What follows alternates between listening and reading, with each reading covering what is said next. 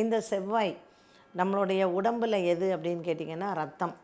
நம்ம உடம்புல வந்து நீ அனீமிக்காக இருக்க, உனக்கு வந்து ஹீமோக்ளோபின் கம்மியாக இருக்குது, பிளட் கேன்சர் வருது, இல்லை பாடியில் ஏதாவது ஒரு பார்ட்டில் கேன்சர் வருது, இதுக்கெல்லாம் எது காரணம்னு கேட்டிங்கன்னா செவ்வாய் தான்.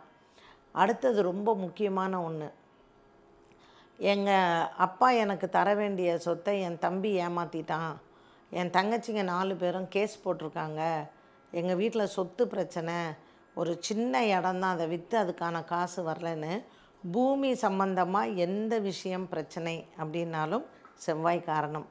பெரிய ஜமீன்தாருங்க, எங்கள் குடும்பம்லாம் வந்து பார்த்திங்கன்னா அப்படியே ஒரு ஜமீன் பரம்பரை, ஆனால் இன்றைக்கி நாங்கள் வாடகை வீட்டில் இருக்கோம்னு சொல்லுவாங்க. அதுக்கும் செவ்வாய் தான் காரணம். ஸோ ஒரு பூமி நமக்கு சொந்தமாகுமா, இல்லை பூமி வந்து நமக்கு அதை ஆள முடியுமா, இல்லை சில பேருக்கு வந்து ஜாதகத்தில் செவ்வாய் ரொம்ப சூப்பராக இருக்கும், ஸ்வீகாரம் போயிடுவாங்க, இவங்க வீட்டில் ஒன்றுமே இருக்காது, அன்னக்காவடி மாதிரி இருப்பாங்க, பார்த்திங்கன்னா ஒரு பெரிய 1000 கோடி ரூபா சொத்துக்கு போய் உக்காந்துருப்பாங்க. பார்த்தா இந்த அப்பா அம்மாவுக்கு குழந்த இருக்காது, இவங்கள ஸ்வீகாரம் எடுத்துப்பாங்க. அவங்க ஒன்றுமே இல்லாத இருந்த வீட்டிலேருந்து வந்து இவங்க பல கோடி சொத்துக்கு அதிபதியாக இருப்பாங்க. இது எல்லாம் இந்த செவ்வாய் பண்ணுற வேலை தான்.